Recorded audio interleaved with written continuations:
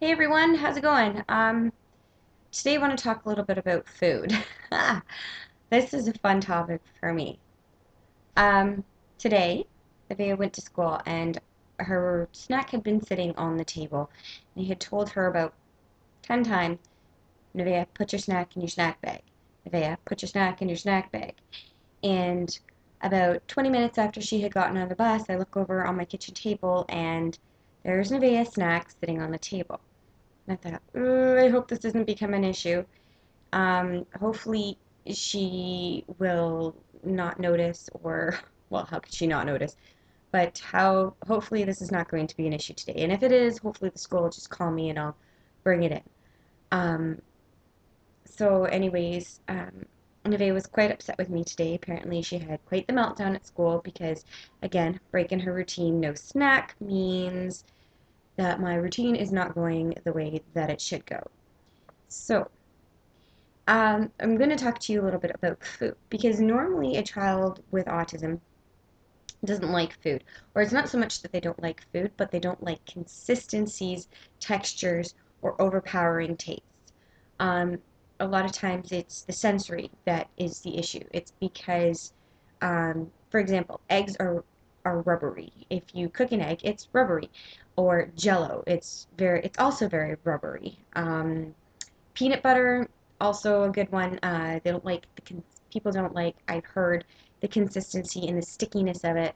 Um, Also, Nevaeh does not like jam if it contains any kind of lumps of fruit. So, I've made freezer jam before, and I use fresh strawberries. And the point is not to mutilate the strawberry; it's to mush it and make a jam or a jelly, so to speak, out of it. But there are still pieces of the strawberry in it, and Nevaeh refuses to eat any part of the jam that still has a chunk of strawberry in it, even though it's perfectly fine to eat. She will not eat it because it breaks up the consistency of the food.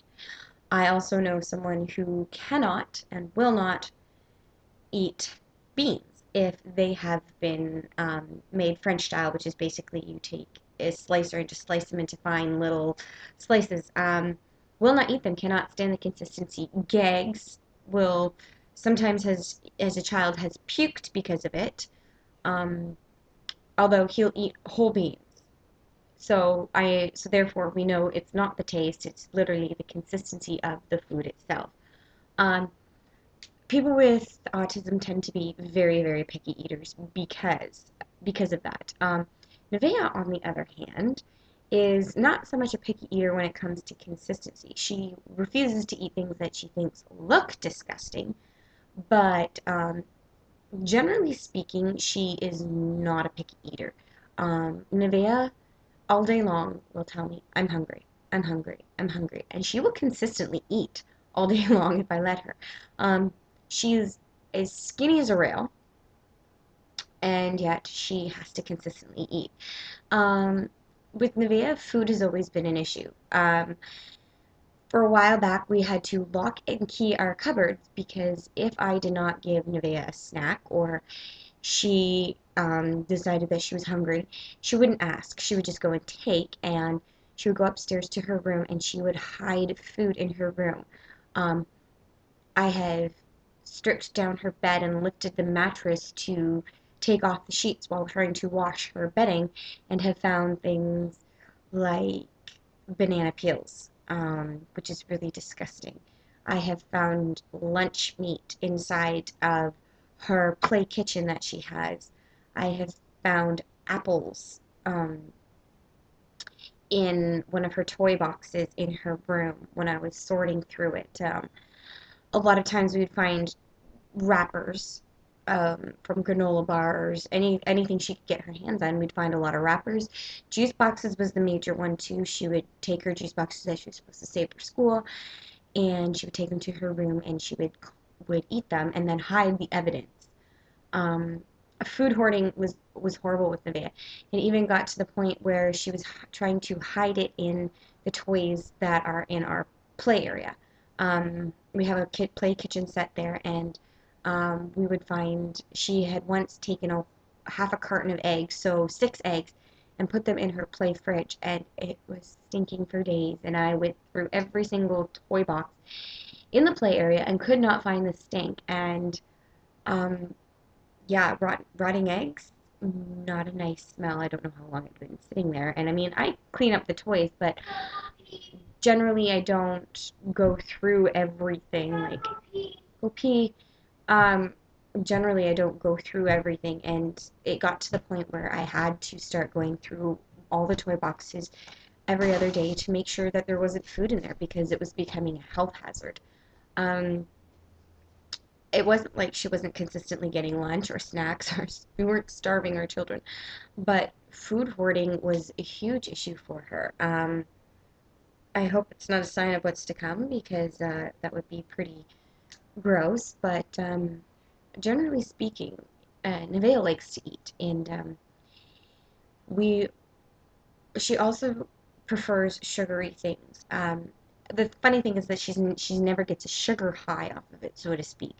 She definitely, when she's having a meltdown, we give her something sugary, and that seems to calm her down, which seems kind of weird, but it's almost like she has an overactive thyroid, or she's hypoglycemic, which no, I don't know. She's never been tested for um, either of those, but definitely the sugars do help to calm her down. I also remember about a few months ago, we were driving home from a grocery store, and she had worked herself up because she said that she was hungry. And I said, well, we're going to have lunch when we get home. And she had gotten herself so worked up. And my friend was with me, and she had a bottle of pop, and she ended up giving Nevaeh a bottle of pop. And as soon as she had taken a sip of the pop, she ended up calming right down. The hyperventilation stopped. Um, you're fine. There's nothing there. Nevaeh, there's nothing there. She stopped the hyperventilation. She calmed down immediately. She mellowed out. So sugar seemed to calm Nevaeh right down. Um, it's Food is a huge thing, and she always tells me that she's hungry because she's just like when she was a little baby. So yeah, food issues, horrible. Not horrible for us, but can be. I'm just hoping that as she gets older, that it doesn't progress into anything else. I am going to be having her. I mentioned to her doctor that I want her tested for hypoglycemic, or glycemia, sorry, and tested for overactive thyroid, just so that we can make sure that there is no other medical issue going on there. So that is the conclusion for today's little episode. Stay tuned, and we'll have more later.